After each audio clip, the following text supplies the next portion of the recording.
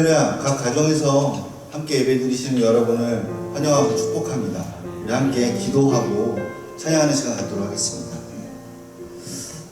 사랑하는 하나님, 어렵고 위험한 시기이지만 주님을 향한 우리의 예배가 멈추지 않을 수 있어서 감사드립니다.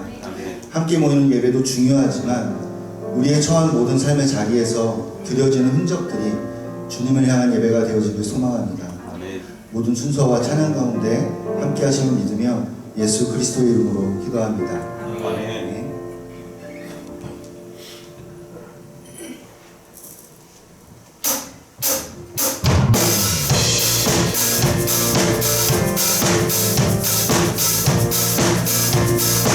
즐겁게 살았으면 좋겠습니다.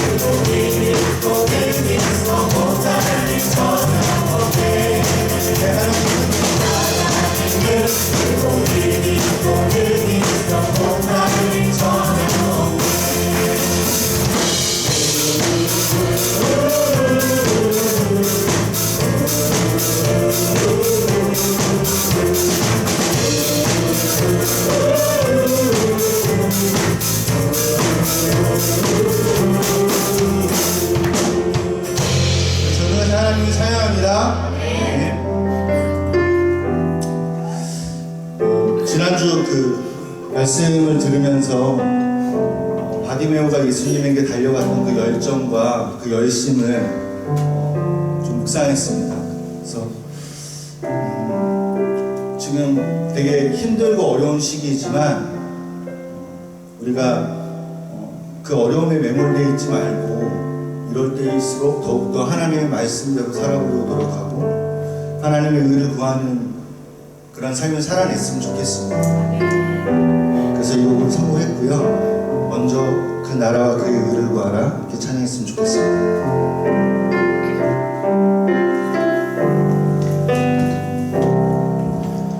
먼저 그 나라와 의를 구하라. 그 나라와 그 의를 그리하면 이 모든 것을 너에게 더하시리라.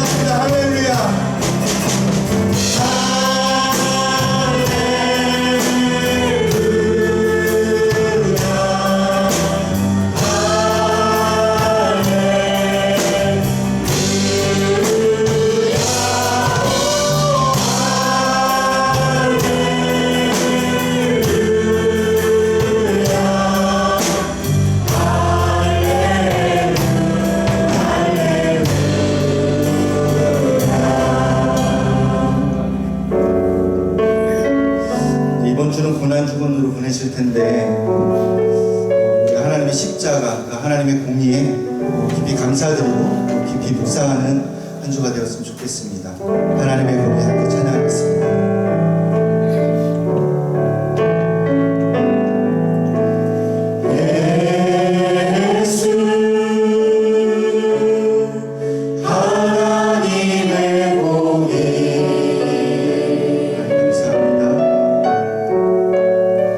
주독생자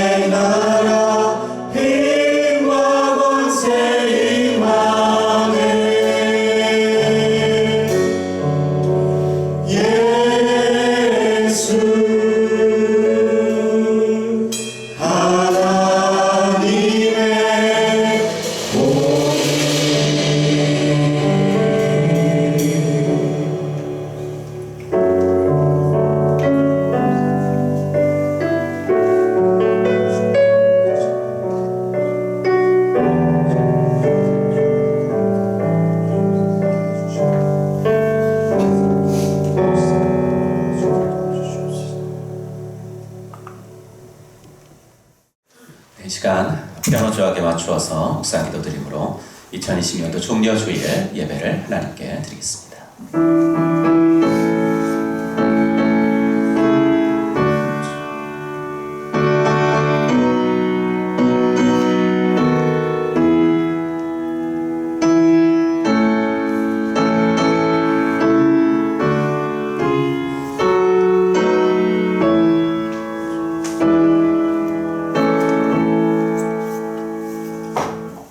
친히 나무에 달려 그 몸으로 우리 죄를 담당하셨으니 이는 우리로 죄에 대하여 죽고 의에 대하여 살게 하려 하심이라. 아멘. 사랑하는 하나님 아버지, 우리가 연약할 때에, 우리가 죄인 되었을 때에, 그리고 우리가 하나님과 원수 되었을 때에 우리를 자녀 삼으시기 위해서 아들을 화목제물로 보내신 하나님의 그 사랑을 오늘 우리가 이 종려주일에 다시금 마음에 새기면서 예배드리려고 합니다. 하나님 있는 자리에 임재하시고 영광을 홀로 받아 주시옵소서. 예수님의 이름으로 기도하옵나이다. 아멘. 우리 다 같이 일어나셔서 찬송가 151장 찬송 하나님께 드리겠습니다.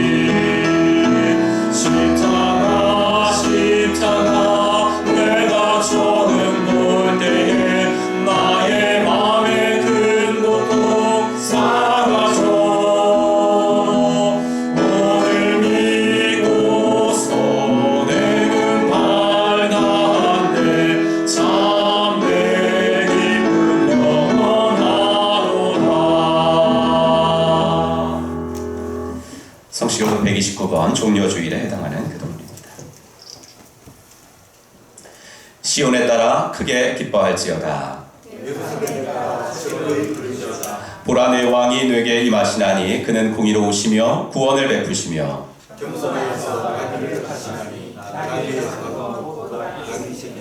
내가 에브라임의 병거와 예루살렘의 말을 끊겠고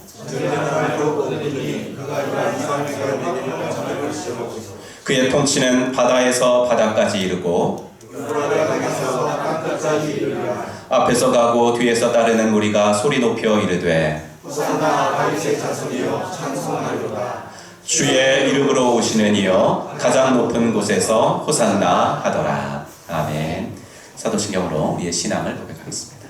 전능하사 천지를 만드신 하나님 아버지를 내가 믿사오며 그 외아들 우리 주 예수 그리스도를 믿사오니 이는 성령으로 잉태하사 동정녀 마리아에게 나시고 본디오 빌라도에게 고난을 받으사 십자가에 못 박혀 죽으시고 장사한 지 사흘 만에 죽은 자 가운데서 다시 살아나시며 하늘에 오르사 전능하신 하나님 우편에 앉아 계시다가 저리로서 산 자와 죽은 자를 심판하러 오시리라. 성령을 믿사오며 거룩한 공예와 성도가 서로 교통하는 것과 죄를 사하여 주시는 것과 몸이 다시 사는 것과 영원히 사는 것을 믿사옵나이다.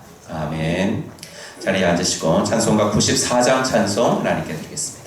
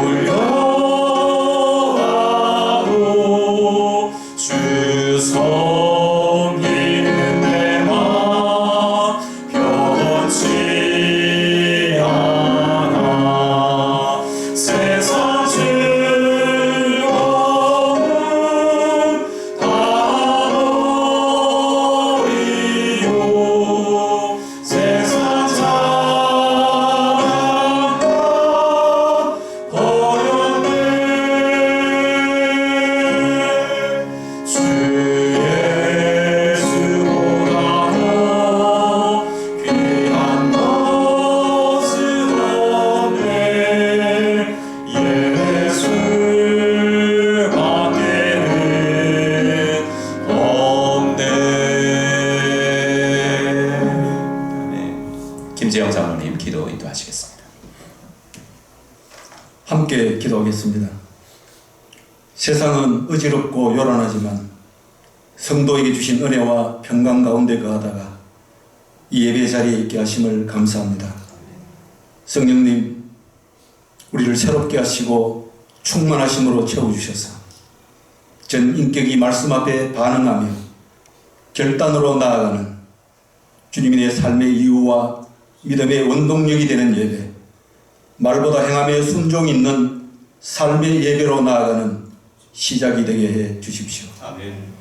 주님, 이 시간 질병의 재난으로 인해 익숙한 예배에서 떠나 영상으로 그리고 이 자리에 함께 예배하는 성도들을 기억하시고 주목해 주십시오.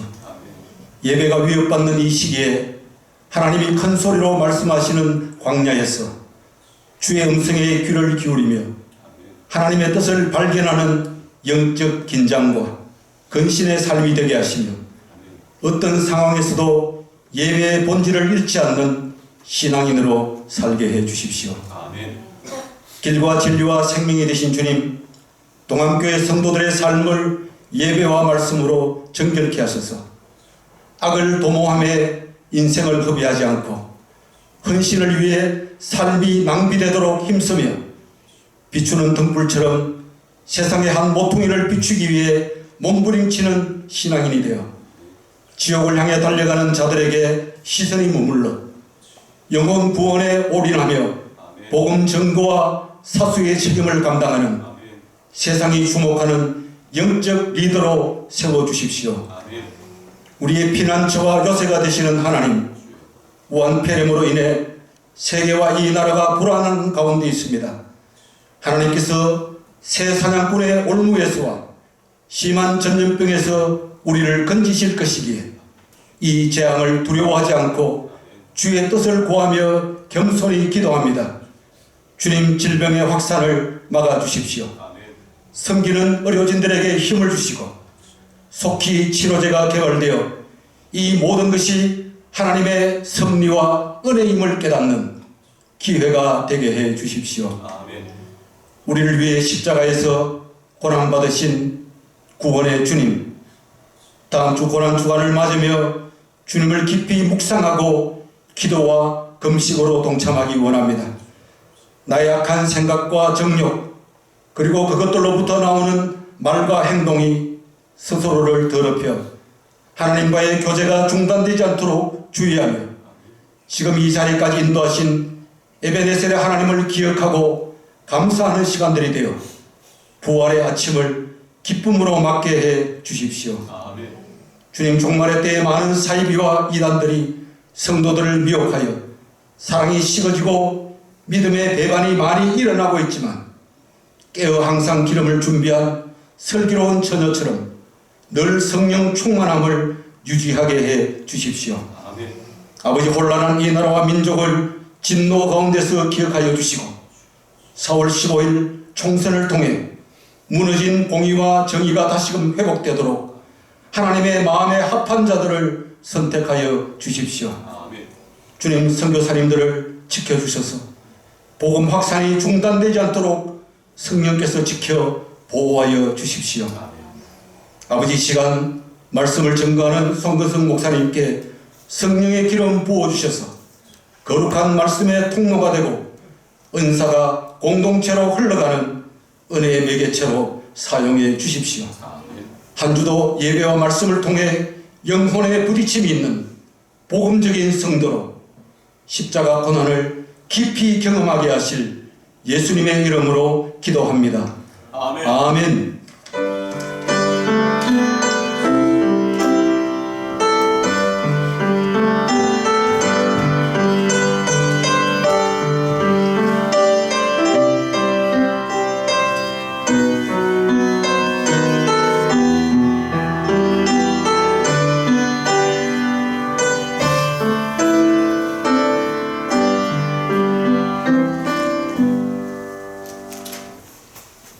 오늘 함께 읽을 하나님의 말씀 마가복음 14장 1절부터 11절까지의 말씀입니다. 신약성경 마가복음 14장 1절부터 11절까지. 우리 스크린 보시고 함께 1절부터 11절까지 같이 읽겠습니다. 이틀이 지나면 유월절과 무교절이라 대제사장들과 서기관들이 예수를 흉계로 잡아 죽일 방도를 구하며 이르되 밀란이 날까 하노니 명절에는 하지 말자 하더라. 예수께서 베다니 나병 자 시몬의 집에서 식사하실 때에 한 여자가 매우 값진 향유 곧 순전한 나드 핫 옥합을 가지고 와서 그 옥합을 깨뜨려 예수의 머리에 부으니 어떤 사람들이 화를 내어 서로 말하되 어찌하여 이 향유를 허비하는가. 이 향유를 300데나리온 이상에 팔아 가난한 자들에게 줄 수 있었겠도다 하며 그 여자를 책망하는지라. 예수께서 이르시되 가만두라. 너희가 어찌하여 그를 괴롭게 하느냐. 그가 내게 좋은 일을 하였느니라. 가난한 자들은 항상 너희와 함께 있으니 아무 때라도 원하는 대로 도울 수 있거니와 나는 너희와 항상 함께 있지 아니하리라. 그는 힘을 다하여 내 몸에 향유를 부어 내 장례를 미리 준비하였느니라. 내가 진실로 너희에게 이르노니 온 천하에 어디서든지 복음이 전파되는 곳에는 이 여자가 행한 일도 말하여 그를 기억하리라 하시니라. 12 중에 하나인 가룟 유다가 예수를 넘겨주려고 대제사장들에게 가매 그들이 듣고 기뻐하여 돈을 주기로 약속하니 유다가 예수를 어떻게 넘겨줄까 하고 그 기회를 찾더라. 아멘. 네, 오늘도 어디서든지 예배를 드리는 그 자리에 주께서 임재하고 계신 줄로 믿습니다. 우리 또 하늘의 복을 우리 옆 사람께 빌어주겠습니다. 하늘 복 받으십시오. 이렇게 인사하겠습니다. 네, 하늘 복 받으시기 바랍니다. 네, 하늘 복 받으시기 바랍니다. 네, 하늘 복 받으시기 바랍니다. 감사합니다. 교회 소식 드리겠습니다. 오늘은 종려 주일로 지키고 있습니다. 오늘 종려 주일로 지키고 내일부터는 고난 주간이 시작이 됩니다. 고난주간 특별 새벽 기도회 및 금식 기도하면서 또 한 주간을 보내겠습니다. 4월 6일 내일 월요일부터 금요일까지 새벽 5시 30분 방법은 각 가정에서 영상으로 드리게 되고요. 평소에 여러분들 목장에 사용하시는 목장 단톡방에 목장님들을 통해서 영상을 제공해 드리겠습니다. 그럼 우리 단톡방에 서로 늘 이렇게 그 공간을 통해서 교제하시는 것처럼 함께 교제하시고 서로 권면하고 도전하면서 끝까지 완주해 주시기를 부탁합니다. 목장 정하지 못한 성도님들께는 주일 예배 영상처럼 문자로 전송을 해드리도록 하겠습니다. 그리고 각자의 형편에 따라서 하루 한 끼씩 금식하면서 주님의 고난에 동참하도록 하겠습니다. 부활주일, 이제 4월 12일이 부활주일입니다. 우리 부활의 주님을 찬양하면서 기도와 물질로 또 감사하시기를 바라고 이렇게 한 주 단위로 예배를 어떻게 안내해드리고 있는데 이번 주도 또 이렇게 문자로 안내해드리도록 하겠습니다. 코로나19 확산 방지를 위해서 다음과 같이 예배드리고 있습니다. 1부 예배는 현장 예배로, 2부 예배는 영상 예배로 드리고 있고요. 영상 예배가 어려우신 분들이 아니시면 또 가족들과 함께 11시에 딱 맞추어서 예배드려 주시길 바랍니다.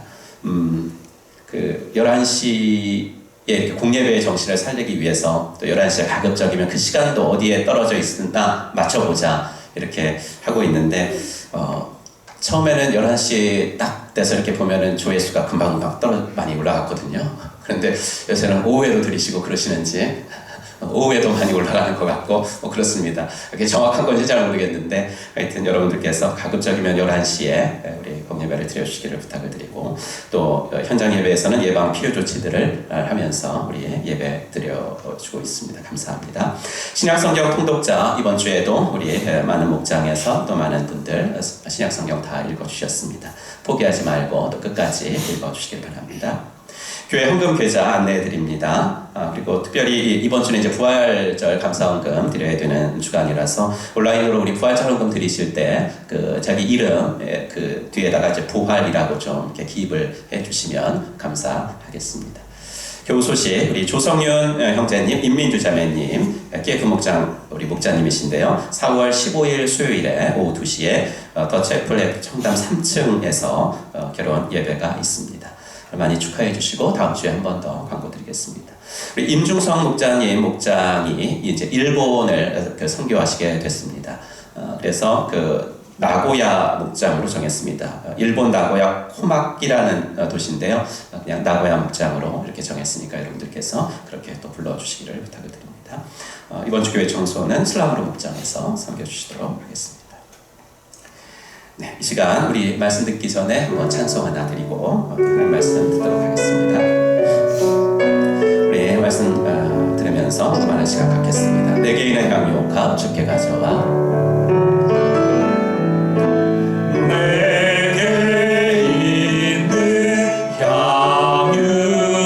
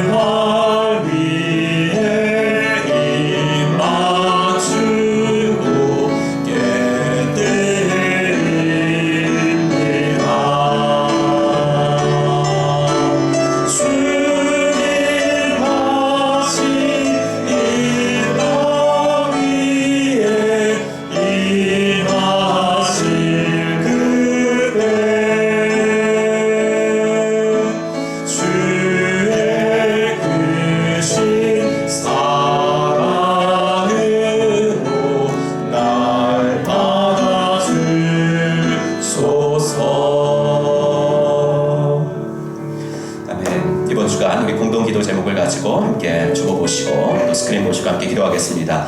코로나19의 어려움에서 우리를 건져주옵소서. 대한민국과 한국교회가 바로 서도록, 그리고 고난주간 특세를 통해 주님께 더욱 가까이 나아가도록 우리 함께 죽어보고 읽으시면서 함께 통성으로 합심하여 기도하겠습니다. 하나님 아버지, 주님의 은혜와 사랑을 감사합니다. 아버지 하나님이여, 코로나 바이러스로 겪는 혼란과 두려움에서 저희들을 지키시고 보호해 주시옵소서.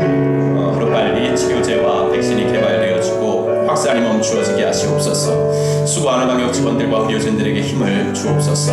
분열과 비난이 아니라 하나로 마음을 모으는 우리나라가 되어지게 하시고, 아버지 하나님, 전 세계적으로 아버지 하나님 불안당하고 있는 이 아버지 하나님이여, 정말로 전 세계인들을 우리 주님께서 굽어 살펴 주시옵소서. 대한민국과 한국교회가 바로 서기를 원하나이다. 이 어려운 때에 위정자들이 정색에 몰두하지 말게 하시고, 4월 15일 아버지의 국회의원 선거를 통해서 진정으로 국민들을 위해서 일할 수 있는 그런 정치인들 세워질 수 있도록 인도하여 주시옵소서.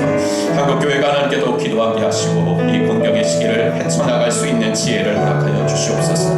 고난주간 특세도 영상으로 드리게 되었지만은 사모하는 자에게 만족한 것으로 채워주신 하나님이심을 믿습니다. 예전과 동일한 은혜를 주옵소서. 아니, 예전보다 갑절의 은혜를 기대하며 나아가는 특세가 될 수 있도록 하나님 은혜를 더하시옵소서.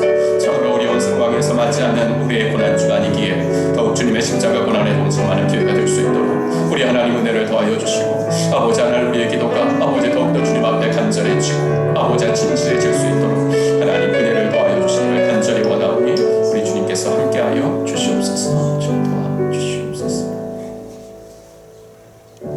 하나님 아버지, 주의 은혜 감사합니다. 오늘도 저희들에게 귀한 주일을 허락하여 주시고, 아버지 어디에 있든지 간에 이날은 주님 앞에 예배드려야 되는 날임을 알고 아버지 주 앞에 무릎을 꿇게 하신 것을 감사합니다. 하나님, 오늘 특별히 종려주일로 지킵니다. 아버지 하나님, 우리의 아버지 하나님이여 죄악을 위하여 하늘 보좌를 버리시고 이 땅에 오신 예수 그리스도의 그 사랑과 아버지 하나님, 그 아버지 하나님이여 마음에 감사하고 아버지 그 십자가 고난에 동참할 수 있는 이번 주간이 되도록 인도하여 주시옵소서. 앞서 장로님이 간구하신 모든 기도의 제목들과 또 우리가 합심하여 구한 기도의 제목들대로 우리 하나님 응답하여 주시옵시고, 아버지 주님의 일하심을 기대할 수 있는 저희들 되어지도록 인도하여 주시옵소서.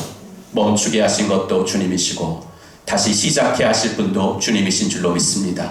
그리고 아버지의 그 멈춤과 시작 속에는 동일하게 하나님의 사랑이 들어있는 줄로 믿사오니 우리 하나님 함께 하시고 그 하나님의 사랑 잊지 않도록 인도하여 주시옵소서. 귀한 헌금을 구별하여 드리나이다. 이 예물이 쓰여지는 곳에 주의 영광 드러나게 하시고, 아버지 하나님, 우리 성도님들의 생업과 직장 지켜주셔서 아버지 하나님이여 이 어려움을 잘 통과할 수 있도록 은혜 베풀어 주시옵소서. 예수님의 이름으로 감사 기도드리옵나이다. 아멘. 오늘은 우리 마가복음 14장 1절부터 11절 말씀 가지고 하나님 말씀 함께 묵상하겠습니다. 복음서들의 후반부는 예수님의 십자가 죽음이 있기 전에, 그러니까 마지막 일주일 동안의 일들을 다 이렇게 기록해 놓고 있습니다. 주님께서는 안식일 다음 날, 그러니까 오늘날로 말하면 주일에 나귀 새끼를 타고 예루살렘에 입성을 하셨습니다. 지난주에도 말씀드렸듯이 군사적이고 정치적인 메시아를 꿈꾸던 무리들은 예수님에게 이제 그 기대를 걸었습니다.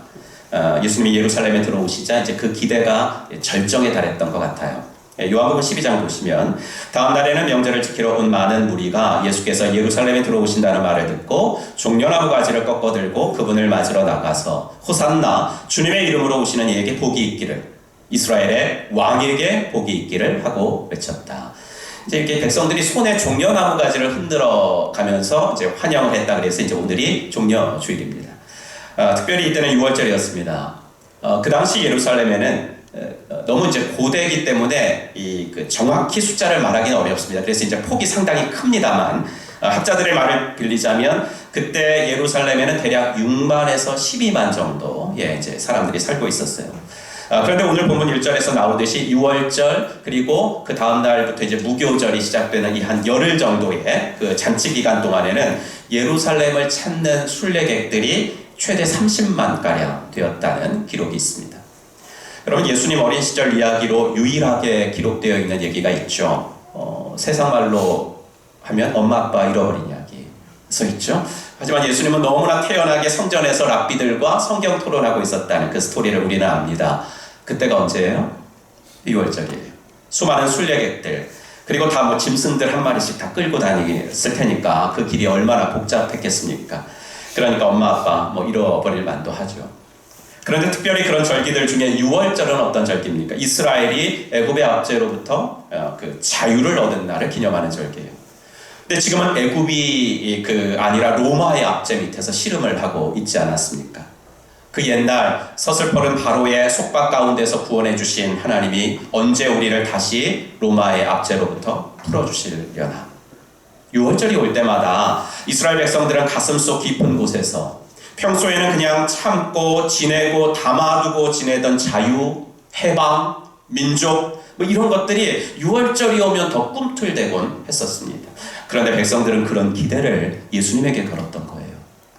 물론 기득권층은 아닙니다. 1절에 보면 그 당시 기득권층들이 나오죠. 대제사장들과 서기관들 이렇게 나옵니다. 당시의 제사장 그룹은 이제 사두개파가 장악을 하고 있었고 서기관들은 이제 바리새파 그룹이 주류를 이루고 있었습니다. 근데 사두개인들하고 바리새인들은 이게 대립관계에 있었던 부류입니다. 그런데 이 사람들이 마음이 하나가 되는 딱 문제가 하나 있었습니다. 그게 뭐예요? 예수 죽이기였습니다. 공동의 적이 생기니까 평소의 원수가 친구가 되는 겁니다. 이런 사람들이 가장 신경 쓰는 것은 뭐냐면 여론이에요.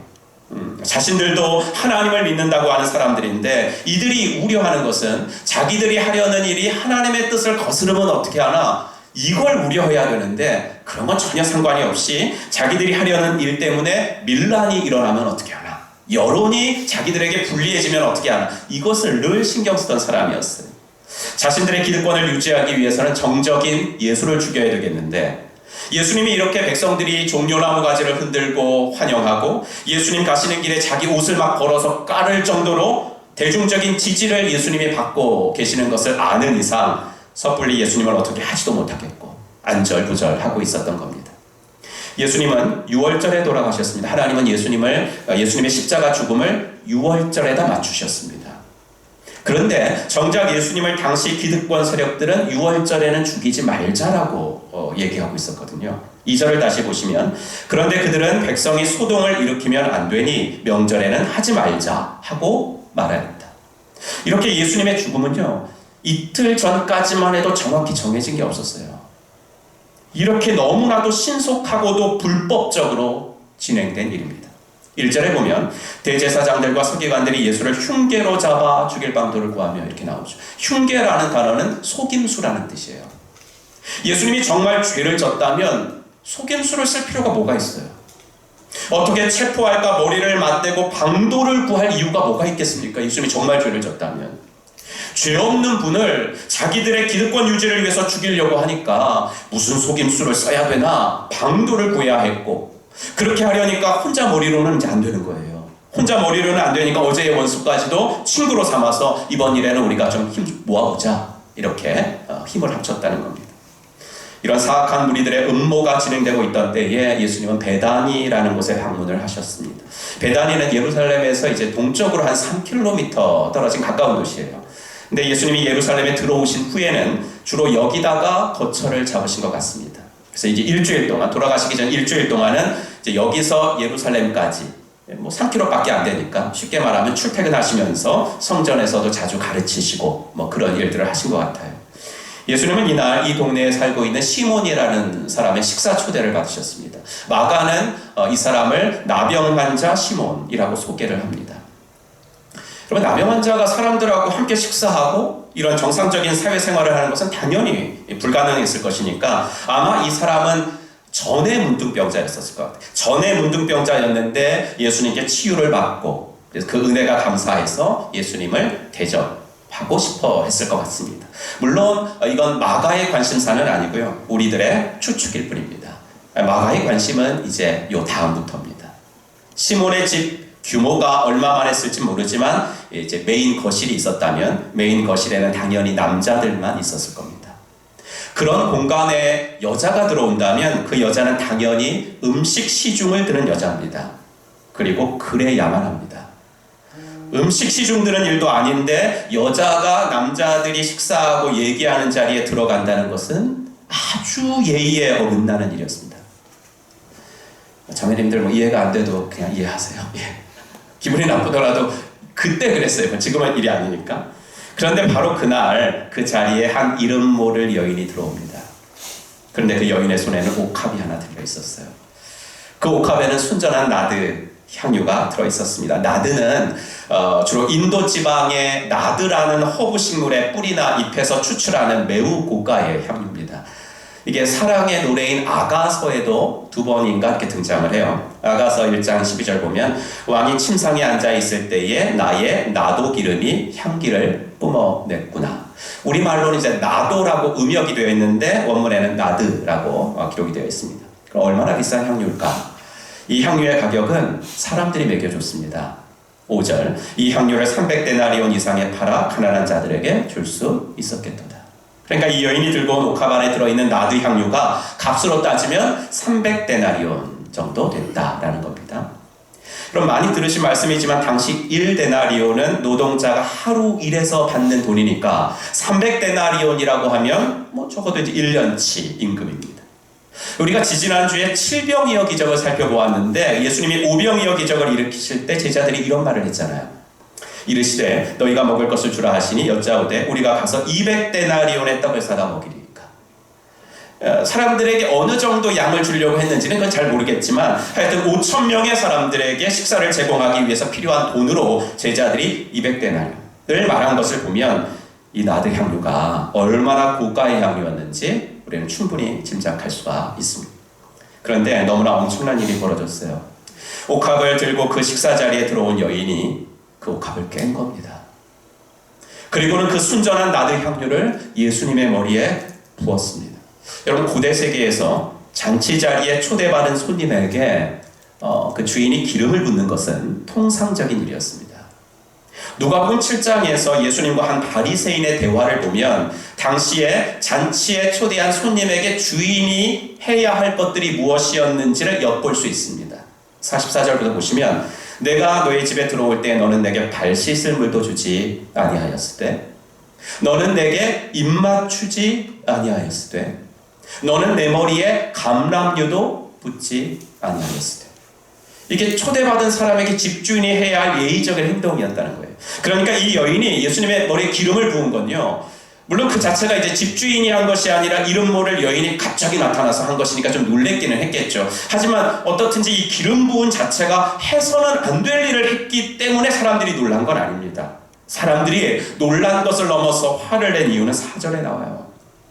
그런데 몇몇 사람이 화를 내면서 자기들끼리 말하였다. 어찌하여 향유를 이렇게 허비하는가? 그러면서 하는 뒷말은 이렇게 비싼 향유 같으면 팔면 300데나리온도 더 받을 수 있을 텐데 그러면 그걸 가지고 불쌍한 사람들을 도와주면 얼마나 좋았겠느냐 이거였어요. 그 자리에서 이런 말을 하면서 화를 낸 사람들이 그러면 정말 그렇게 가난한 사람들을 생각하면서 사는 휴머니즘으로 가득 찬 사람들이었을까?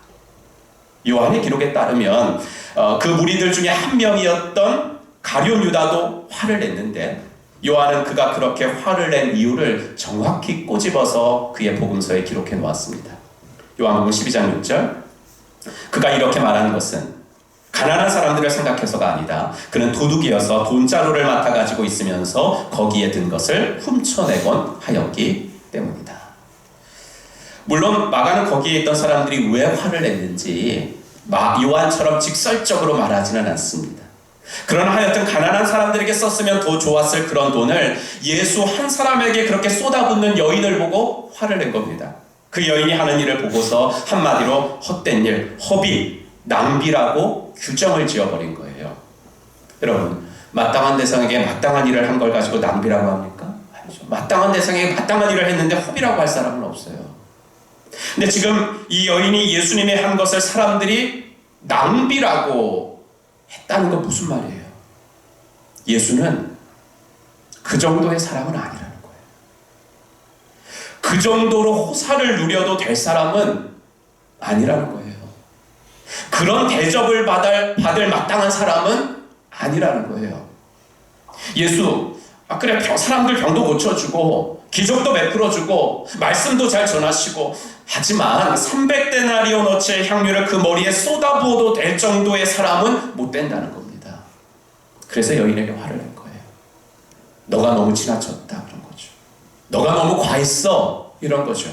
예수를 좋아하고 따르고 섬기는 거 다 좋지만 그것도 적당히 해야지. 너 너무 과했어. 그래서 화를 낸 거예요. 하지만 예수님은 거기에 있는 사람들에게 말씀하시죠. 6절 볼까요? 그럼 같이 읽겠습니다. 예수께서 이르시되 가만두라. 너희가 어찌하여 그를 괴롭게 하느냐? 그가 내게 좋은 일을 하였느니라. 사람들은 허비요 낭비라고 한 일을 예수님 완전히 반대로 해석하시면서 그 여인이 나에게 좋은 일을 했다라고 말씀하셨어요. 그럼 여러분 사람들의 생각하고 예수님의 생각하고 왜 달랐어요? 사람들은 보이는 결과만으로 판단을 했지만 예수님은 보이지 않는 동기로 판단하셨기 때문이에요. 그래서 사람들의 기준에는 이 여자는 낭비되는 행동을 한 거지만 예수님의 기준으로는 이 여인은 좋은 일을 한 거가 된 거예요. 그럼 예수님의 기준에서 좋은 일은 뭐죠? 예수님의 기준에서 좋은 일은 그게 뭐예요? 그게 8절에 나옵니다. 그는 힘을 다하여. 예수님은 말씀하십니다. 이 여자는 내게 힘을 다해서 했어 라고 말하죠. 세번역으로 보시면 훨씬 좋아요. 이 여자는 자기가 할 수 있는 일을 하였다. 여러분, 이게 예수님의 기준이에요. 자기 힘대로 하는 거예요.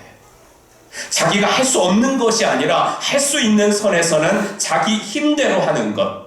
이게 예수님의 기준이에요.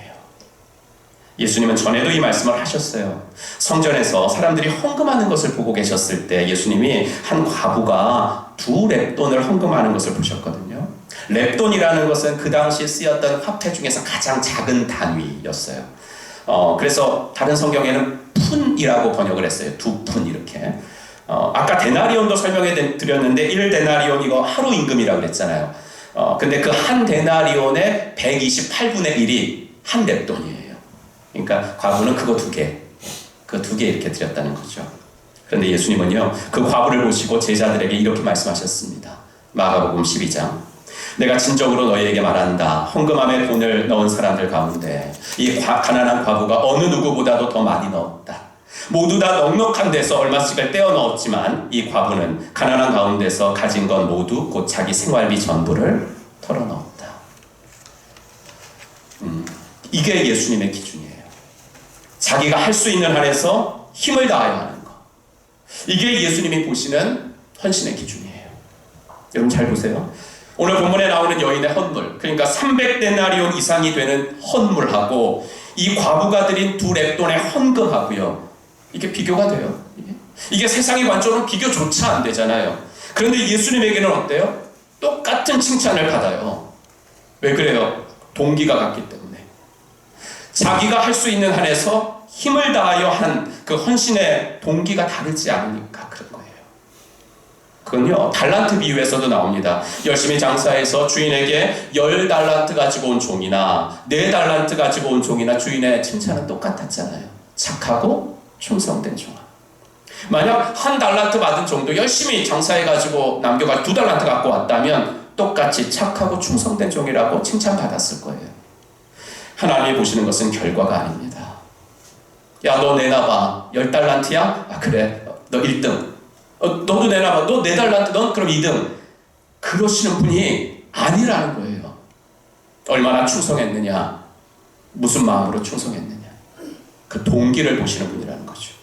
예수님의 눈에는 그 어떤 것도 물질적인 가치로 보여지지 않습니다. 예수님의 눈에는 오직 동기와 의도만이 보이십니다. 그것에 따라서만 그 행동이 하나님 나라에서 가치 있는 섬김의 행동이 되기도 하고, 반대로 하나님 나라에서 가치 없는 자기과시적인 무의미적인 행동이 되기도 합니다. 그래서 사람들은 허비라고 말하는 것을 예수님은 좋은 일, 아름다운 일이라고 말하신 겁니다. 단지 2렙돈일지라도 무의미하지 않다. 동시에 아무리 그게 노동자의 1년치 임금에 해당하는 엄청난 것이라고 해도 낭비가 아니다 라고 말한 겁니다. 동기는 같기 때문에.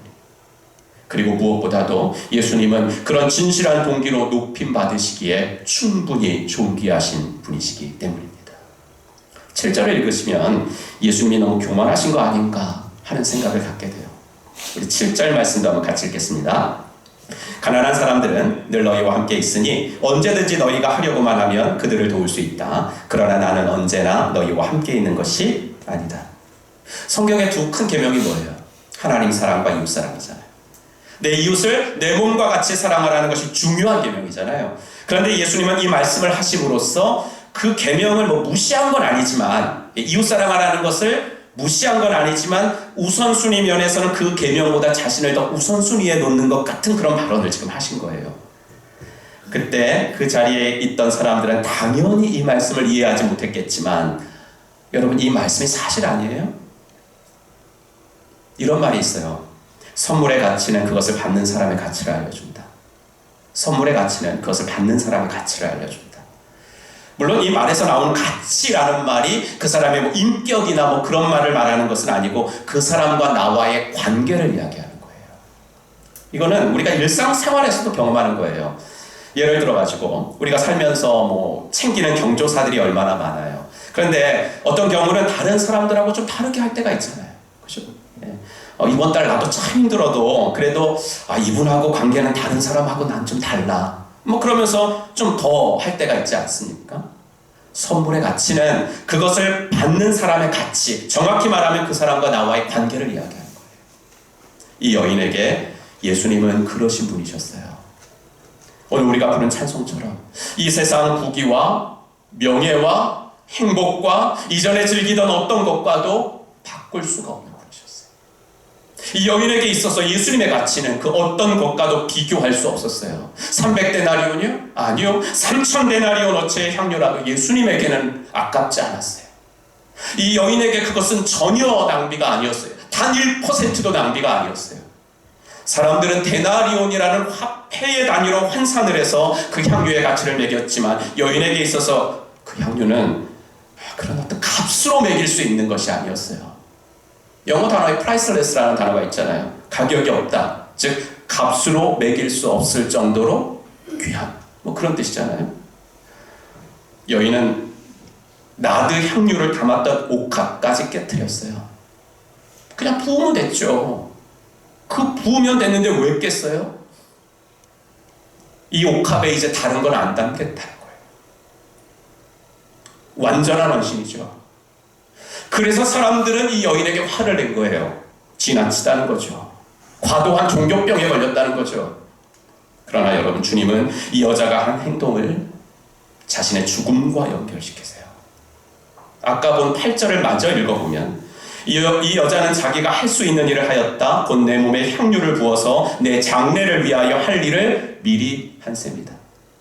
물론 이 여인이 이 모든 것을 예지하고 했겠어요? 아니에요. 모르고 했겠죠. 그런데 우리가 알듯이 예수님의 장례식은 정말 쓸쓸했어요. 세례 요한의 제자들은요, 적어도 그의 스승이 죽었을 때 선생님 죽인 사람 찾아가가지고 시신 달라 그래가지고 장례치러 줬어요.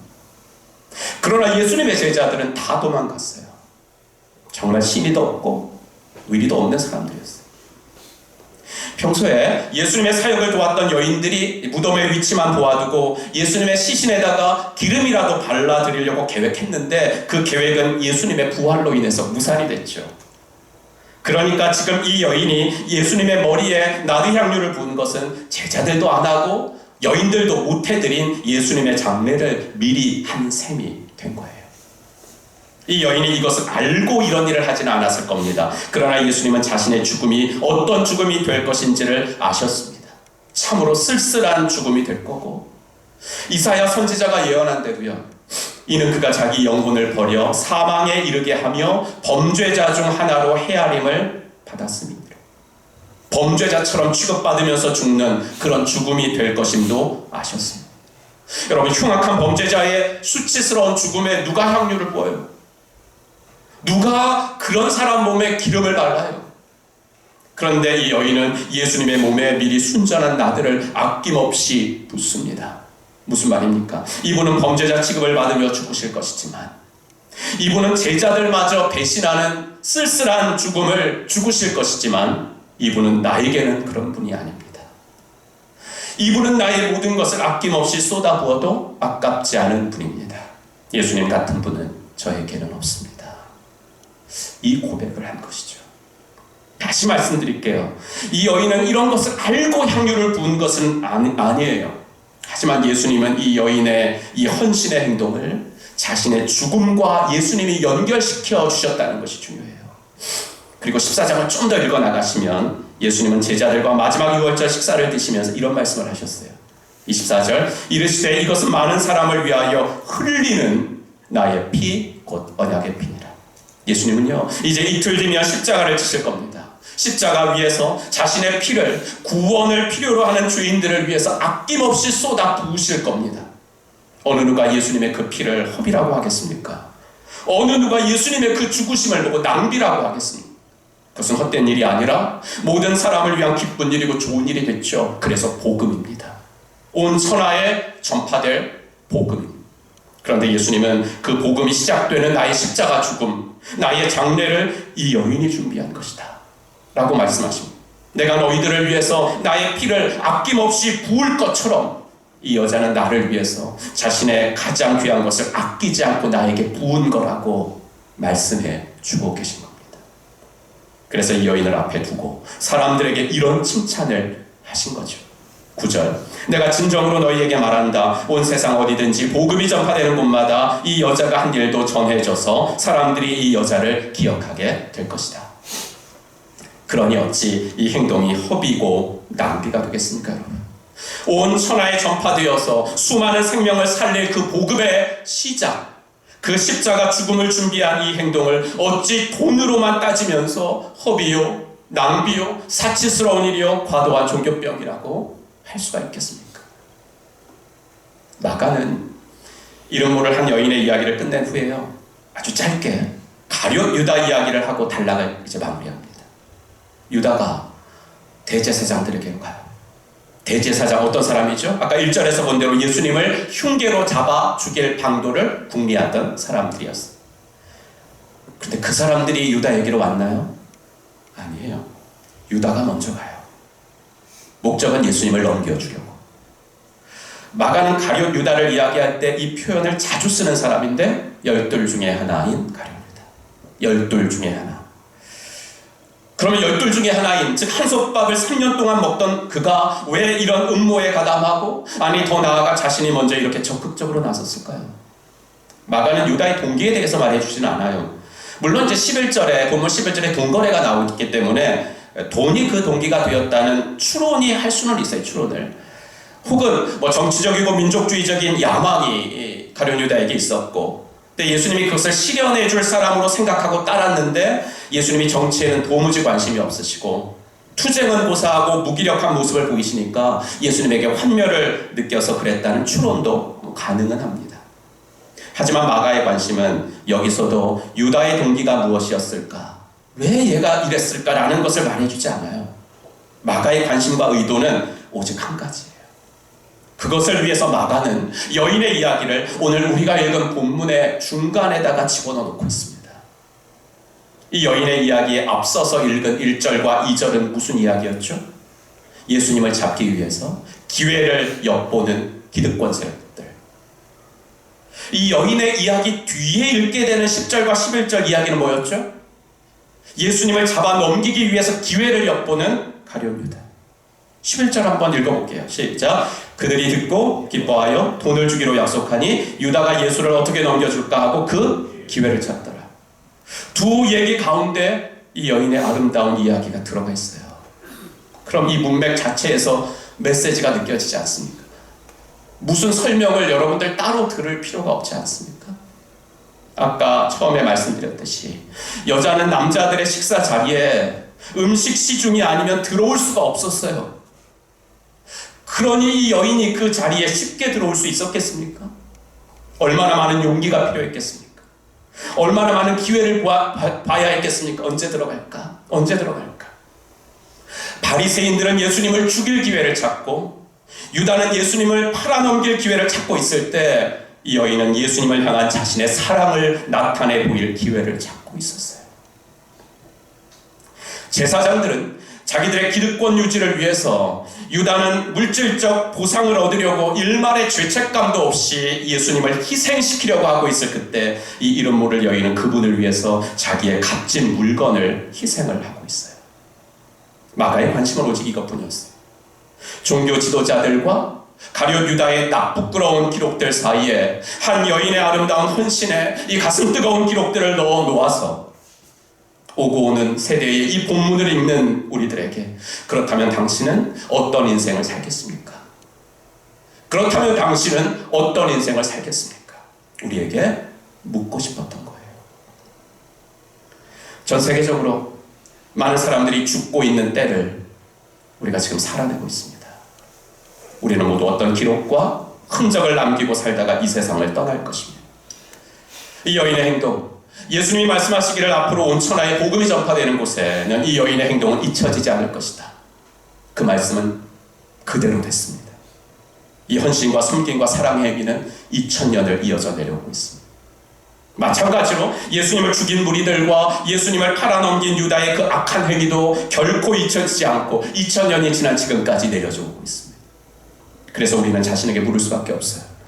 내 인생은 어떤 기록으로 남을까? 이 여인처럼 주님을 그 누구보다도 그 무엇보다도 더 사랑한 복음의 기록으로 남는다면 얼마나 좋을까? 이 생각을 하지 않을 수가 없습니다. 사랑하는 성도 여러분, 우리를 향한 주님의 사랑은 동일합니다. 특별히 사랑하신다는 말을 쓰곤 하지만 우리들 모두는 하나님에게 있어서 다 특별합니다. 하나님은 우리 모두를 동일하게 사랑하십니다. 세상은 금수저, 은수저 그러면서 애초부터 출발점이 다르다고 세상 불공평하다고 말하지만 우리를 향한 주님의 사랑은 그 출발점이 똑같습니다. 우리가 주님을 부인한 자리, 우리가 주님을 배반한 자리, 우리가 주님과 원수되었던 자리, 주님이 우리를 향해서 사랑을 시작하신 자리는 똑같습니다.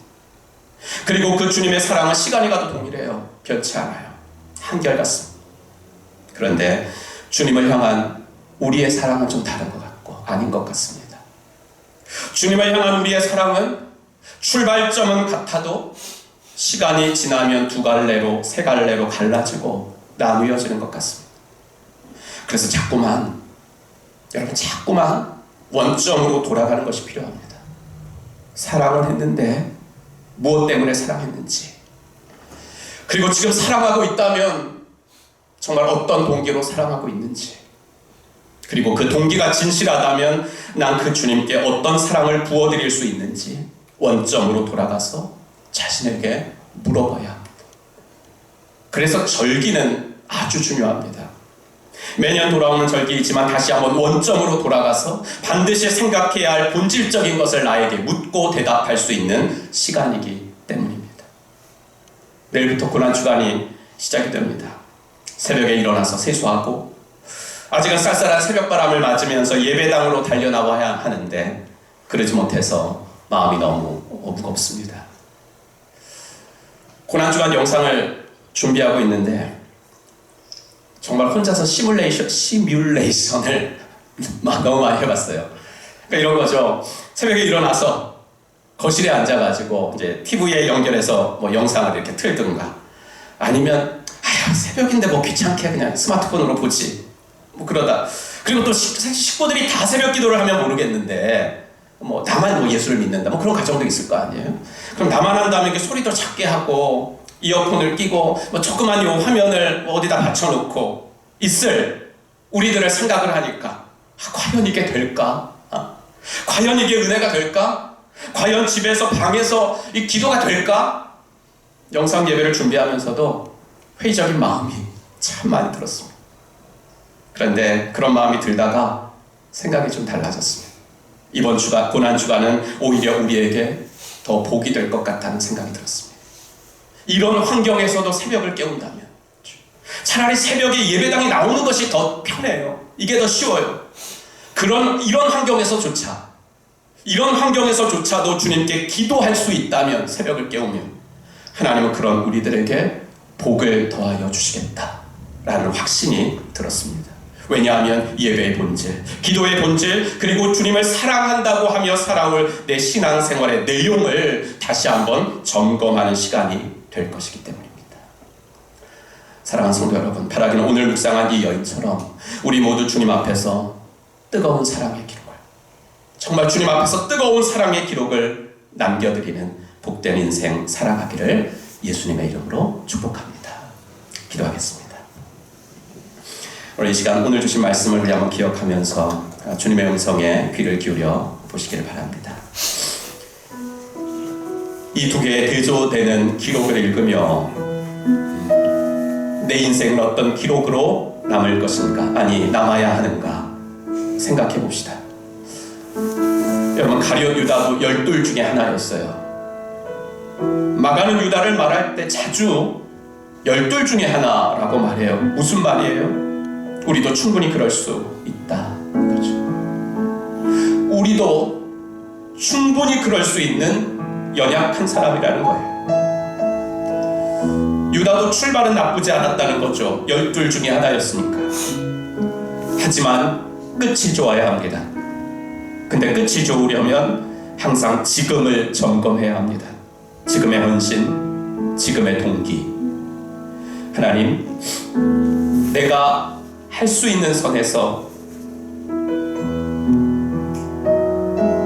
내 힘껏 주님을 위해 살게 해 주시옵소서. 우리 이 시간에 오늘 주신 말씀 한번 기억하면서 통성으로 기도하겠습니다. 하나님 아버지, 주님 감사합니다. 주님 감사합니다. 주님 감사합니다. 하나님, 인생도 주님을 뜨거운 기록으로 남기려 하나님 인도하여 주시옵소서. 하나님, 12 중에 하나였던 유다도 주님을 해방하였다면 나 또한 그런 연약한 사람임을 주 앞에 고백합니다. 하나님 아버지, 끝이 좋기를 원합니다. 지금의 헌신을 점검하고 지금의 동기를 점검하며 하나님, 내가 할 수 있는 선에서 아버지 힘껏 주님을 아버지를 위해서 하나님께서 아버지 주시는 주님을 서게 하십시오. 아버지 하나님, 나를 통하여 아버지 하나님의 주님의 뜻을 이루실 수 있도록 도와주십시오. 나를 통하여 하나님의 나라가 더욱더 확장될 수 있도록 도와주십시오. 아버지 하나님의 뜻으로 하나님 아버지, 내게 있는 귀한 것들이 주님보다 더 귀하지 않사오니 아버지 하나님의 이 세상에 있는 모든 것들 아버지 주님을 위하여 아버지 하나님 쓰임받은 하나님 도와주시오. 아버지 하나님의 하나님께서 함께 하시는 귀한 아버지 하나님 저희들의 삶이 되어지도록 하나님 도와주시오. 아버지 하나님의 내가 할 수 있는 선에서 내 힘과 주님을 위해 살 수 있도록 하나님 인도하여 주시기를 간절히 원하나이다. 아버지 하나님을 붙잡아 주십시오. 우리 주님 은혜를 통하시고 함께하여 주시기를 간절히 주시옵소서.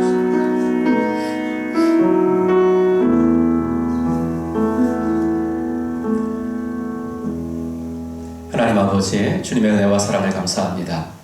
오늘도 마가가 기록해준 아버지 하나님의 한 여인의 주님을 향한 뜨거운 사랑의 기록을 읽도록 인도해 주신 것을 감사합니다. 하나님, 예수님 같은 분은 저에게 없음을 고백합니다. 그래서 세상의 어떤 것과도 주님은 비교할 수 없고 어떤 것과도 바꿀 수 없는 가장 귀한 존귀한 분임을 고백합니다. 그러하기에 내가 할 수 있는 선에서 내가 할 수 있는 힘을 다하여 주님을 섬겨나갈 수 있도록 인도하여 주시옵소서. 아버지 하나님, 12 중에 하나였던 유다도 실족했다는 것을 기억하고 날마다 겸비하여 주님을 따르게 하여 주시고 날마다 본질적인 물음을 나에게 묻고 대답하며 살아갈 수 있도록 하나님 인도하여 주시옵소서. 끝이 좋기 위해서 지금을 점검하게 하시되 지금의 동기를 점검하며 주님을 따를 수 있도록 인도하여 주시옵소서. 내일부터 시작될 아버지 하나님의 고난주간 특세회에도 은혜를 더하여 주시고 아버지 갑절의 은혜가 임할 줄로 믿사오니 하나님, 새벽을 깨우는 아버지 하나님의 심령들을 하나님의 사랑으로 만나 주시옵소서. 예수님의 이름으로 축복하며 기도하옵나이다. 아멘. 이제 우리 다 같이 일어나셔서 파송의 노래 찬송하겠습니다.